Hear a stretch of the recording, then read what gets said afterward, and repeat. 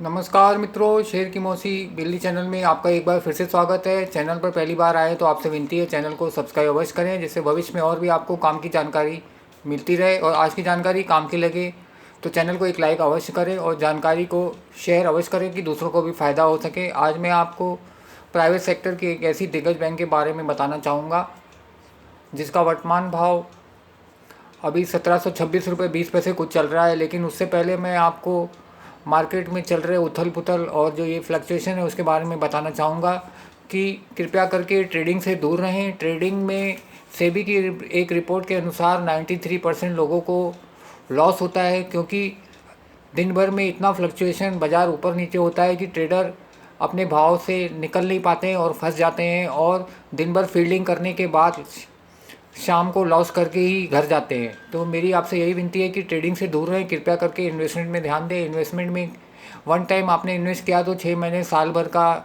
आप नज़रिया लेकर चलेंगे तो आपको 20%, 25%, 30%, 50% तक प्रॉफिट हो सकता है। और यदि आपको ट्रेडिंग करनी है तो आपके पास जो स्टॉक्स हैं उसमें ही ट्रेडिंग करिए।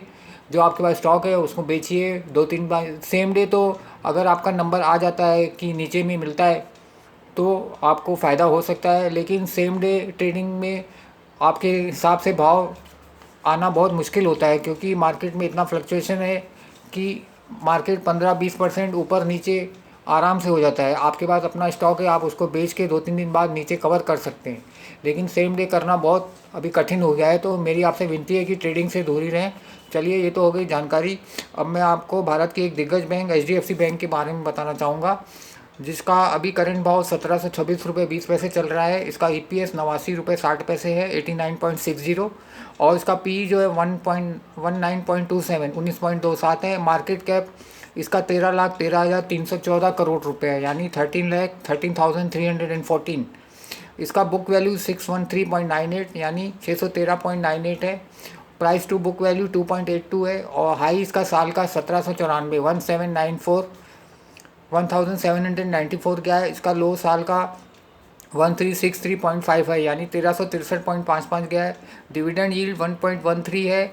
और इसका मैंने टारगेट जो 2,000 रुपये तय किया है, लेकिन मैं उसको बाय करूंगा 1665 यानी 1665 रुपये में मैं इसको बाय करूंगा। और एक साल का नज़रिया है मेरा कि 2,000 मेरे को मिलना चाहिए इस साल में, जो कम से कम मेरे हिसाब से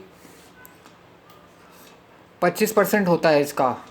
तो कृपया करके आप लोग भी अपने फाइनेंशियल एडवाइज़र से सलाह लेके लॉन्ग टर्म की इन्वेस्टमेंट के हिसाब से ये HDFC बैंक में एंट्री कर सकते हैं और साल भर का टारगेट 2,000 रुपये रख सकते हैं।